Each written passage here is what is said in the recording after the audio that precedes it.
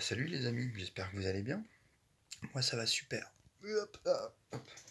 Non, mais je vous fais cette petite vidéo impromptue là, parce que j'étais en train d'écrire, machin, bref, c'est pas le débat. Et en faisant ma petite pause, je me suis mis à lire André Gide de l'influence en littérature, qui est une sorte de petit texte d'une trentaine de pages. Et il y a un passage qui je trouve est intéressant et je tenais à vous le partager.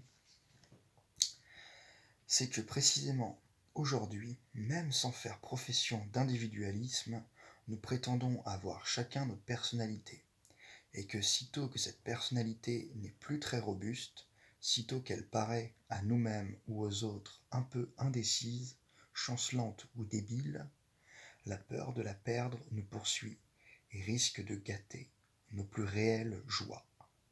La peur de perdre sa personnalité. Nous avons pu, dans notre bienheureux monde des lettres, connaître et rencontrer bien des peurs. La peur du neuf, la peur du vieux, ces derniers temps, la peur des langues étrangères. Mais de toutes, la plus vilaine, la plus sotte, la plus ridicule, c'est bien la peur de perdre sa personnalité.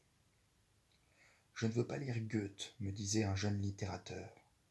Je ne veux pas lire Goethe parce que cela pourrait m'impressionner et qu'après cela, je n'aurai plus le courage d'écrire.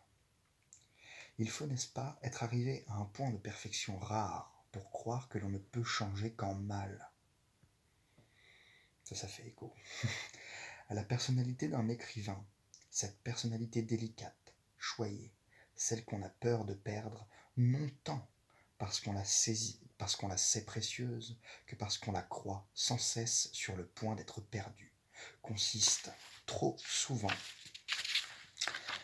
à ne jamais avoir fait telle ou telle chose.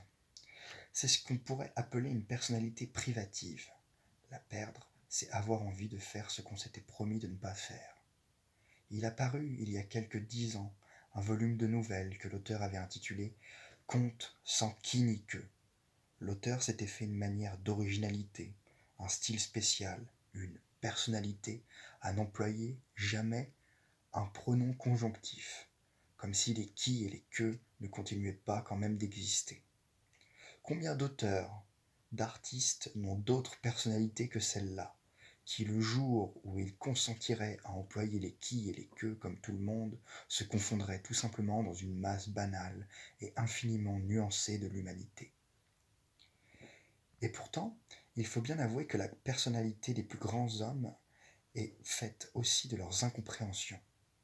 L'accentuation même de leurs traits exige une imitation violente.